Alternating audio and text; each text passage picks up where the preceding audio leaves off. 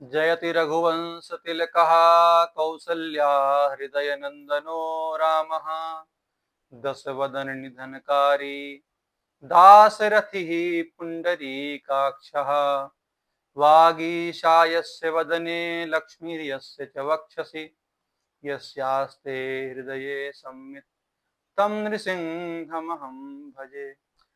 नारायणं नमस्कृत्य नरं चैव नरोत्तमं देवीं सरस्वतीं व्यासं ततो जयमुदीरयेत्। कृष्णाय वासुदेवाय हरये परमात्मने प्रणतक्लेशनाशाय गोविन्दाय नमो नमः। वंशी विभूषितकरान्नवनीरदाभात् पीताम्बरादरुणबिम्बफलाधरोष्ठात् पूर्णेन्दुसुन्दरमुखादरविन्दनेत्रात् कृष्णात् परं किमपि तत्त्वमहं न जाने। रामाय रामभद्राय रामचन्द्राय वेधसे रघुनाथाय नाथाय सीतायाः पतये नमः। श्रीराम राम रघुनंदन राम राम श्रीराम राम भरताग्रज राम राम श्रीराम राम रणकरकस राम राम श्रीराम राम शरणं भव राम राम। मनोजवं मारुततुल्यवेगं जितेन्द्रियं बुद्धिमतां वरिष्ठं वातात्मजं वानरयूथमुख्यं श्रीरामदूतं शरणं प्रपद्ये। श्रीरामदूतं शरणं प्रपद्ये। वर्णानामृतसङ्घानां रसानां छन्दसामपि मङ्गलानां च कर्तारौ वन्दे वाणी विनायको। बोली वृंदावन विहारी लाल की जय हो। सर्वप्रथम भगवान सच्चिदानंद की प्रार्थना करते हैं। सच्चिदानंद रूपाय विश्वोत्पत्त्यादि हेतवे तापत्रय विनाशाय श्री कृष्णाय वयं नुमः। श्री कृष्णाय वयं नुमः। जो भगवान का स्वरूप है वो कैसा है?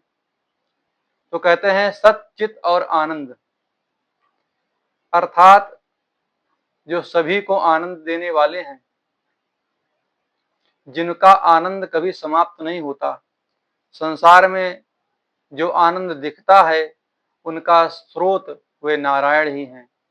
सत स्वरूप जो कभी भी असत में नहीं प्रतीत होता, जो कभी असत में परिवर्तित नहीं होता, ऐसे सत्स्वरूप हैं।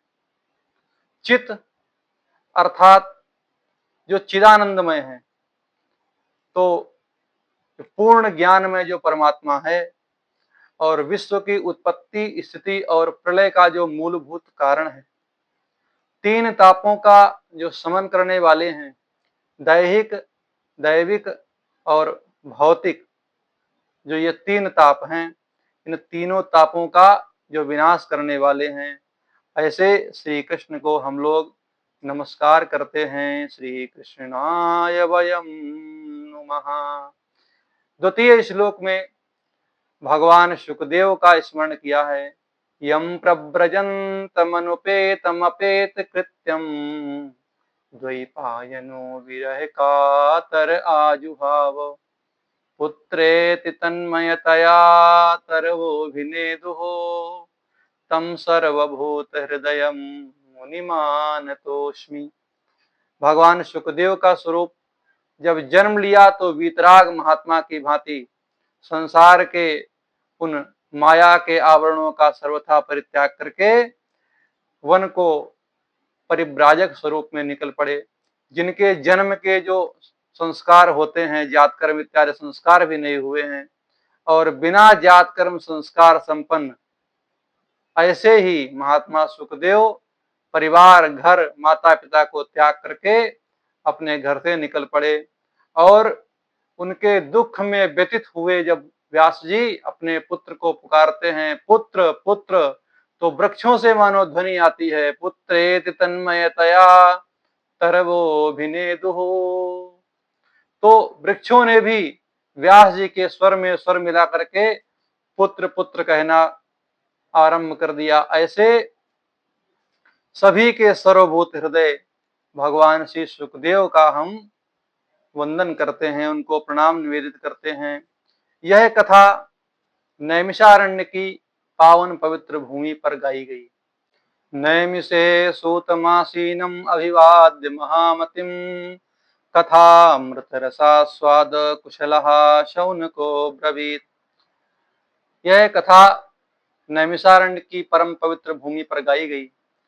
नैमिषारण्य में 88,000 ऋषियों की ओर से श्री शौनक जी ने सूत जी को अभिवादन करके उनसे जो लोक मंगल के जो प्रश्न थे, संसार के प्राणियों के उद्धार के जो प्रश्न थे, वह प्रश्न किए।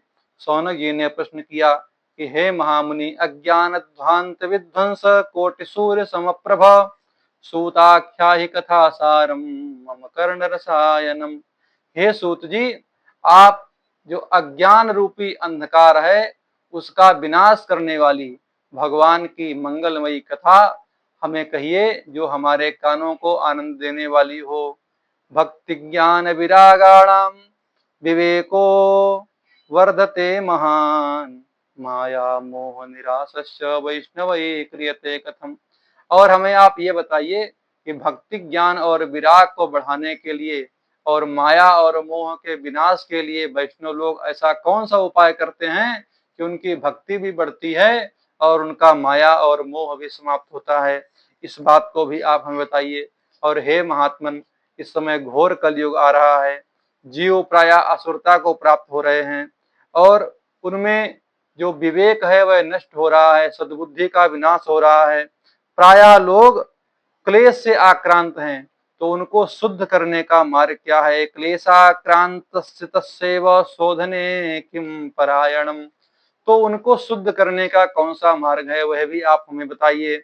और ये भी बताइए कि सबसे उत्तम कल्याणकारी साधन क्या है? श्रेयसाम भवे श्रेयः पावनानां च पावनम कृष्ण प्राप्तिकरम शाश्वत साधनम तद्वदाधुना। जो मंगल में भी मंगल करने वाला है और पवित्र से भी पवित्र है और पवित्र को भी पवित्र बनाने वाला है, भगवान श्री कृष्ण की प्राप्ति कराने वाला है, ऐसा कोई एक साधन हमें आप बताइए। हे महामुनि, संसार में चिंतामणि और कल्प वृक्ष ऐसी जो दो वस्तुएं हैं, वह जो चिंतामणि है वह लोक सुख को देने वाली है और जो कल्प वृक्ष है वह स्वर्ग संपदा को देने वाला है। लेकिन हे महामुनि, जिन पर गुरुदेव की कृपा हो जाए उसको तो भगवान नारायण ही मिल जाते हैं।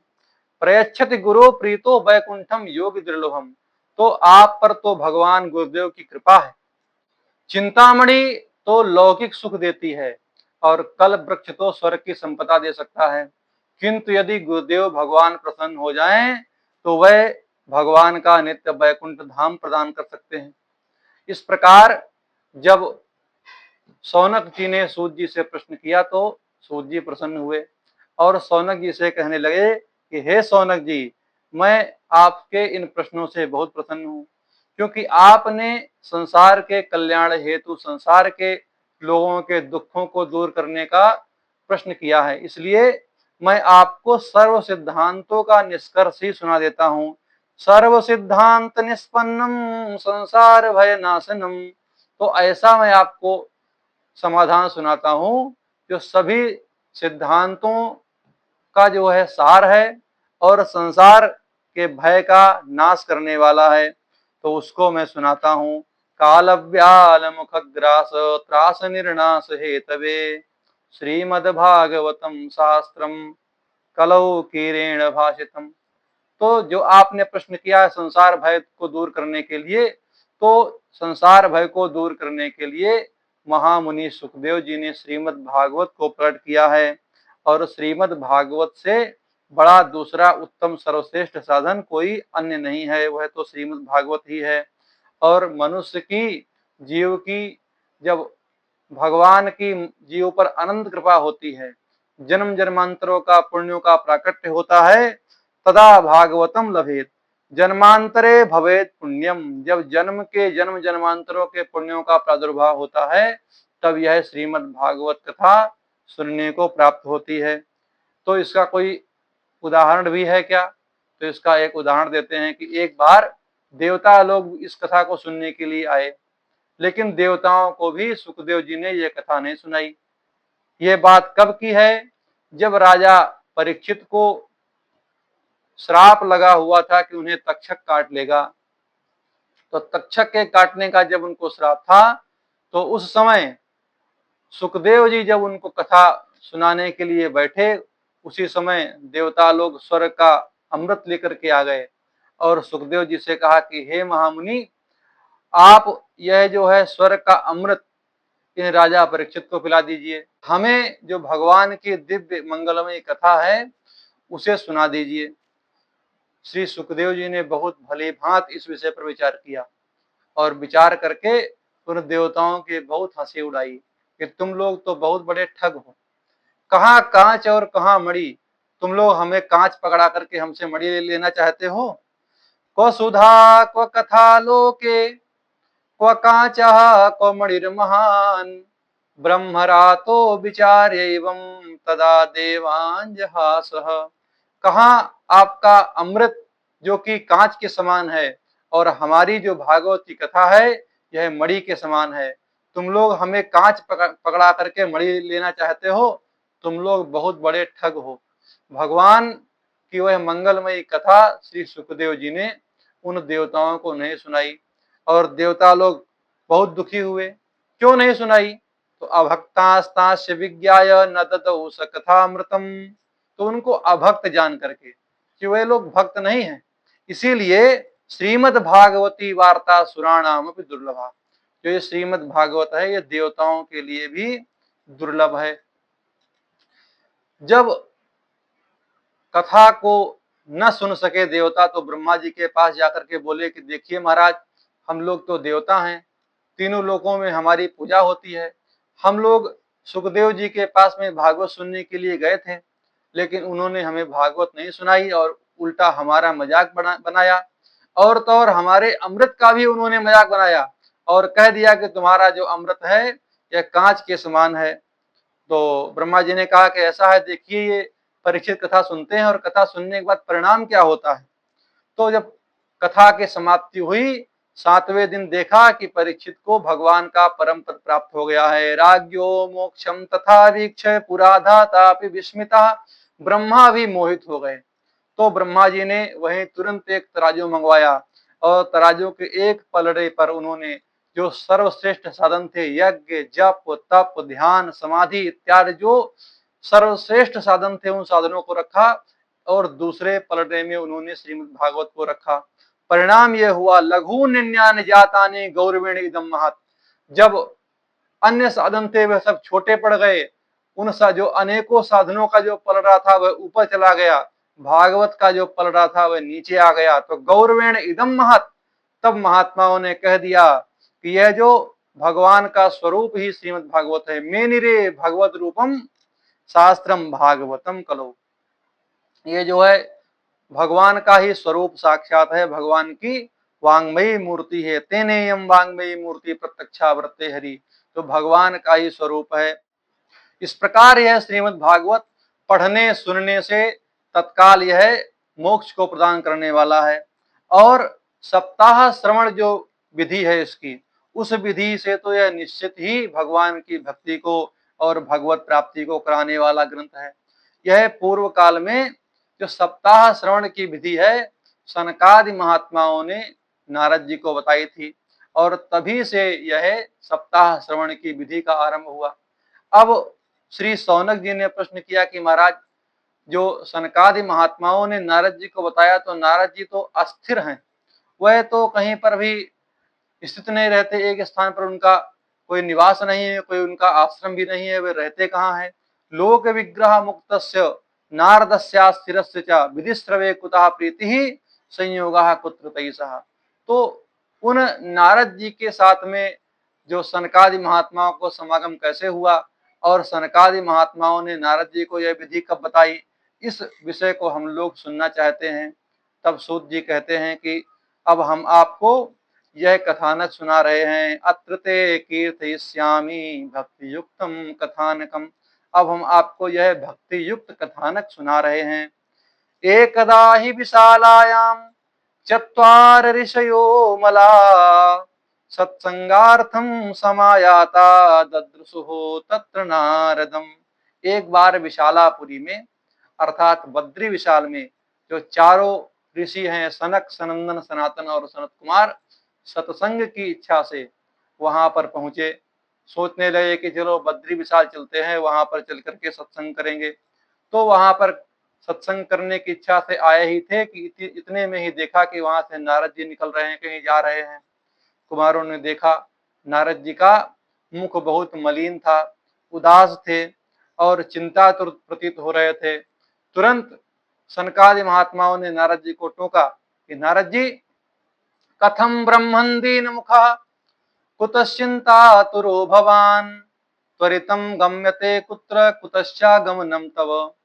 आप जो है इतने चिंतातुर क्यों प्रतीत होते हैं और आप कहाँ जा रहे हैं और कहाँ से आ रहे हैं, और मैं देख रहा हूं कि आपका चित्त बहुत ही शून्य है। इदानीम शून्य चित्तोसी गतवित्तो यथा जनः। उदाहरण दिया कि गतवित्तो, जैसे किसी कृपण व्यक्ति का, निर्धन व्यक्ति का जो धन में उसके प्राण बसते हैं, ऐसा धन ही यदि उसका गायब हो जाए, खो जाए, तो जिस प्रकार वह बहुत ही चिंतित हो जाता है, शून्य चित्त हो जाता है, उसी प्रकार आप भी शून्य चित्त ही प्रतीत हो रहे हैं।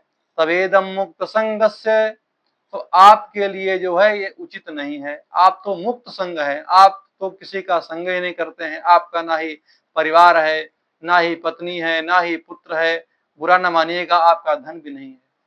तो आप तो सर्वथा मुक्त महात्मा हैं, तो आप इस प्रकार से दुखी क्यों हैं। तो नारद जी ने अपने भैयाओं को प्रणाम किया और प्रणाम करके बोले कि अहम तो पृथ्वीम या तो ज्ञात्वा सर्वोत्तमामिति। मैं ब्रह्मलोक में था, तो मुझे इच्छा हुई कि मैं सबसे उत्तम स्थान पर जाऊं। तो इस ब्रह्मांड में जो सबसे उत्तम स्थान है वह यह पृथ्वी है, क्योंकि पृथ्वी पर तीर्थों का वास है। तीर्थ पृथ्वी पर है, तो मैं पृथ्वी पर आया। क्यों आया? पृथ्वी को सर्वोत्तम मान करके आया। ज्ञात्वा सर्वोत्तमामिति। तो सबसे पहले मैं गया पुष्कर में, पुष्करम। उसके बाद मैं प्रयाग में गया, प्रयाग से मैं काशी गया, काशी से गोदावरी गया, हरि क्षेत्र गया, कुरुक्षेत्र गया, श्रीरंग गया, और उसके बाद तो मैं रामेश्वर भी गया। इस प्रकार इतने तीर्थों में घूमता रहा, लेकिन मुझे कहीं भी मेरे मन को शांति नहीं हुई। क्यों शांति नहीं हुई? तो कलिना धर्म मित्रेण धरेयम बाधिताधुना। तो संपूर्ण पृथ्वी पर कली के मित्र अधर्म का वास हो चुका है। तो इसीलिए कहीं पर मुझे वह प्राप्त नहीं हुआ जो मैं प्राप्त करने की इच्छा से आया था। मुझे, मेरे मन को कहीं पर भी शांति नहीं हुई। मैंने देखा कि सत्यम नास्ति तपः शौचम दया दानम न विद्यते उदरम भरणो जीवा वराका कूट भाषण। कोई सत्य नहीं बोलता है, लोग प्रायः झूठ बोलते हैं, और तप तप भी नहीं है, पवित्रता भी नहीं है, लोगों के अंदर दया भी नहीं है, दान भी नहीं करते। तो पैसा तो खूब कमाते हैं, लेकिन अपवित्र रहते हैं, असत्य भाषी हैं, नास्तिक हो चुके हैं, तप से शून्य है, स्वाध्याय नहीं है, दान नहीं करते हैं। तो इस प्रकार करते क्या है? तो उदरम भरणो जीवा, केवल और केवल पेट भरते हैं और स्वयं पेट नहीं भरते। मात पिता बालकन बुलावहीं उदर भरे सोई धर्म सिखावहीं। पेट भरने का धंधा अपने बच्चों को भी सिखाते हैं, और सत्य, दान, पवित्रता, स्वाध्याय, शौच इत्यादि से उनका कोई संबंध दूर दूर तक नहीं है। गृहस्थों की बुद्धि तो ऐसी हो गई है जो केवल धन ही कमाते हैं, और धन उल्टा सीधा चोरी से, डकैती करके जिस प्रकार से होता है धन की ओर भागते हैं। तो धन उल्टा सीधा ग्रहण करने के कारण उनकी बुद्धि भी भ्रष्ट हो चुकी है, भाग्य भी मंद हो चुका है। मंदा सुमंद मतयो मंद भाग्याहुपद्रुता, तो उनका भाग्य भी धीमा हो गया है। कोई किसी व्यक्ति के पास में भाग्य ना हो लेकिन वह जो बुद्धि का तेज हो, तो बुद्धि तेज होने पर, भाग्य ना होने पर काम चल जाएगा।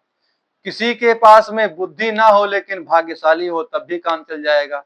लेकिन जिसके पास बुद्धि भी नहीं है और भाग्य भी नहीं है, ऐसे लोग तो बहुत ही शोचनीय हैं। जैसे किसी की दाईं आंख ना हो तो वह बाईं आंख से देख सकता है, किसी के पास बाईं आंख नहीं है तो वह दाईं आंख से देख सकता है। लेकिन यदि किसी के पास में ना ही बाईं आंख है ना ही दाईं आंख है, तो दोनों आंखों से अंधा है, तो ऐसा व्यक्ति तो बहुत शोचनीय है। वैसे भी ना ही उनके पास भाग्य है और ना ही उनके पास बुद्धि है। इस प्रकार के लोग हैं और पाखंडी हो चुके हैं। संतों की बात क्या कहें, विरक्त संत भी बहुत बड़ा संग्रह परिग्रह बनाए हुए हैं।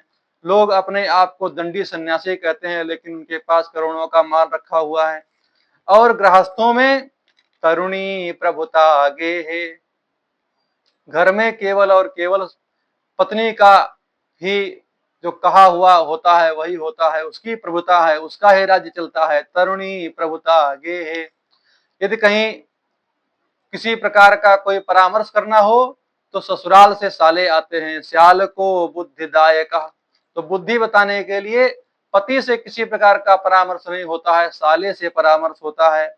लोग इतने लोभी हो गए हैं कि अपनी पुत्री को भी बेच देते हैं। कन्या विक्रयणो लोभात, इतना होने पर भी दंपति नाम च कलकनम, पति पत्नी में ही नित्य महाभारत होता है, कलह मचा हुआ है।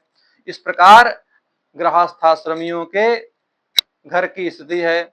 और यदि हम आश्रमों की बात करें तो जो आश्रम है तो वह यमनों के द्वारा रुद्ध हो गए हैं, वहां पर दुष्टों का कब्जा हो गया है। और तो और कहें कि तीर्थ और नदियों को भी दूषित कर दिया है इन दुष्ट यवनों ने। आश्रमा यवनैरुद्धा तीर्थानि सरितस्तथा देवता नितनान्यत्र दुष्टैर्नष्टानि भूरिशः, देवताओं के जो मंदिर हैं उनको भी इन दुष्टों ने नष्ट कर दिया है। ना ही कोई योगी है, ना ही कोई सिद्ध है, ना ही कोई ज्ञानी है, ना कोई विरक्त है, ना ही कोई सत्कर्म करता है। तो कली के द्वारा संपूर्ण साधन जितने हैं वह सब भस्म हो गए हैं। मैंने इस प्रकार इस पृथ्वी पर आतंक देखा। एवं पश्यन कलेर दोषान पर्यटन अवनीमहम, तो यह देखता हुआ मैं इस पृथ्वी पर घूम रहा था। मुझे मन को कहीं पर शांति नहीं हुई। तो मैंने विचार किया कि भगवान की जो बाल लीला की जो स्थली है वहां पर मुझे चलना चाहिए। तो यह सोच करके मैं वृंदावन गया। और वृंदावन में यमुना जी के किनारे जब मैं पहुंचा तो वहां पर मैंने एक विचित्र दृश्य देखा। एका तु तरुणी तत्र निषण्णा खिन्न मानसा, वहां पर एक युवती को मैंने देखा जो बहुत ही दुखी रूप में वहां पर बैठी हुई थी, दुखी हृदय में बैठी हुई थी। और उसके पास में दो बुढ़े लेटे हुए थे। वृद्धो दो पतितौ पार्श्वे निःसंतो अचेतनो, श्वास लेते हुए अचेतन रूप में दो वृद्ध उसके पास में लेटे हुए थे। और वह उन अपने जो पास में लेटे हुए वृद्ध थे उनको जगाती, उनकी सेवा करती और उनके पास में बैठी हुई रो रही थी। और 10 दिक्षु निरीक्षन्ति रक्षितारम निजम बपु, अपने किसी रक्षितकर्ता को 10 दिशाओं में देख रही थी। और उनके ऊपर कभी पंखा झल रही थी और उसके स्त्री के पास में बहुत सारी स्त्रियां अन्य भी बैठी हुई थी जो कि उनकी सेवा कर रही थी। तो इस प्रकार मैंने उस दृश्य को देखा। तो पहले तो मैंने सोचा कि जाकर के देखूं ये लोग क्यों रो रही हैं और ये दोनों वृद्ध कौन है, यह युवती कौन है। नारद जी कहते हैं तो पहले तो मेरी इच्छा हुई कि मैं जाकर के उनको देखूं, लेकिन मैंने देखा कि वहां पर कोई भी पुरुष नहीं था। तो मुझे लगा कि साधु महात्माओं को महिलाओं के बीच में नहीं जाना चाहिए। तो यह सोच करके मैं पीछे लौटा। तो जैसे ही मैं लौटा तो मानो उस स्त्री ने मुझे पहचान लिया और मुझे जोर से बुलाया, भो भो साधो क्षणम तिष्ठ मच्चिंतामपि नाशय दर्शनम तव लोकस्य सर्वथा गहरम परम। हे महात्मन, थोड़ी देर के लिए रुक जाइए, आप हमारी चिंता का नाश करिए, आपके वचनों से निश्चित मुझे शांति मिलेगी। नारद जी कहते हैं, उस युवती के बुलाने पर मैं उसके पास में गया और वह स्त्री हमारी प्रशंसा करते हुए कहने लगी, बहुधा तव वाक्येन दुःख शांति भविष्यति, यदा भाग्यम भवेद भूरि भवतो दर्शनम तदा। जब बहुत भाग्य का उदय होता है तब आपके दर्शन होते हैं, और आप यदि मुझे कुछ समझाएंगे तो निश्चित रूप से हमारे दुख का शमन होगा।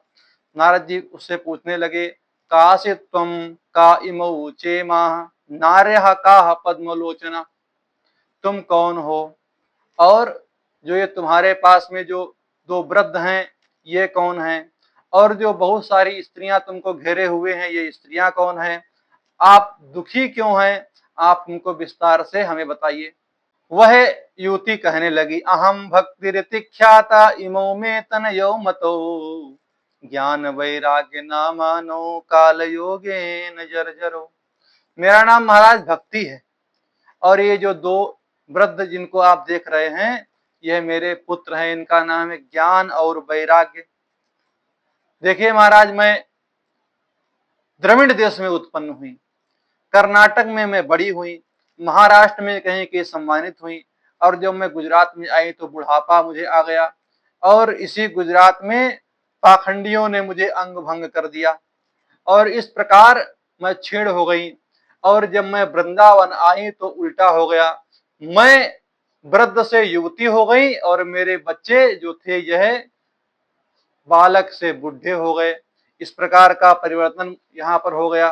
अब इसीलिए मैं सोच कर रही हूं कि कोई क्या कहेगा कि माता 20 साल की हो गई है, बच्चे 90-95 साल के हो गए हैं। इस प्रकार तो नहीं होता है, बच्चों को छोटा होना चाहिए, माता को बूढ़ा होना चाहिए था, किंतु यहाँ पर तो उल्टा हो गया, माता बूढ़ी हो गई, माता युवती हो गई और बच्चे वृद्ध हो गए। तो ऐसा क्यों हुआ है, मैं यही जानना चाहती हूँ, यही मेरे दुख का कारण है। सूत जी कहते हैं कि नारद जी ने कुछ क्षण विचार किया और विचार करके कहने लगे, शृणुस्वावहिता बाले युगोयम दारुणः कलिः तेन लुप्तः सदाचारो योग मार्ग तपांसि च। यह जो युग है इसका नाम है कलयुग, और इस कलयुग में योग मार्ग नष्ट हो गया है, सदाचार नष्ट हो गया है, लोग आसुरी प्रवृत्ति के हो गए हैं। यहाँ पर संत दुखी हैं और दुष्ट प्रसन्न हैं, और ऐसा नहीं है कि अभी ऐसा है, धीरे धीरे वर्षे वर्षे क्रमात् जाता मंगलम नापि दृश्यते। जो थोड़ा बहुत मंगल कार्य दिखता है, स्वाहा सुधा की ध्वनि सुनाई पड़ती है, भागवत गीता रामायण के पाठ सुनाई पड़ते हैं, धीरे धीरे यह भी शांत हो जाएंगे।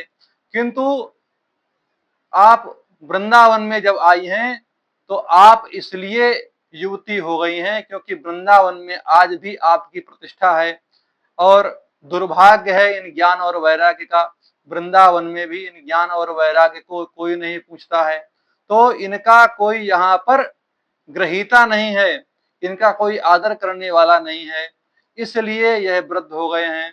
और आपका यहाँ पर आदर करने वाले बहुत लोग हैं, आपकी प्रतिष्ठा वृंदावन में आज भी है, इसीलिए आप यहाँ पर युवती हो गई हैं। धन्यम वृंदावनम तेन भक्ति नृत्य यत्र च।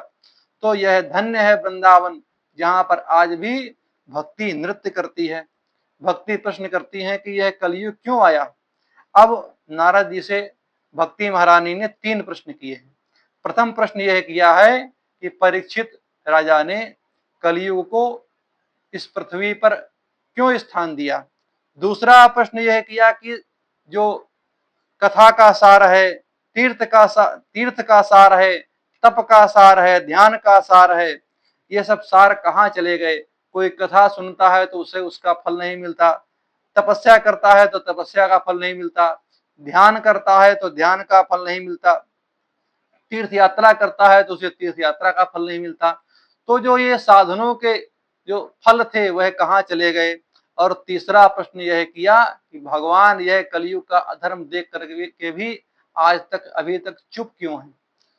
तो यह 3 प्रश्न किए। कथम परीक्षिता राज्ञा स्थापितो यह शुचि कलिहि प्रवृत्ते तु कलौ सर्व सारः कुत्र गतो महान् करुणा परेण हरिणा अधर्मः कथमीक्षते इमं मे संशयं छिन्धि तद्वाचा सुखितास्म्यहम्।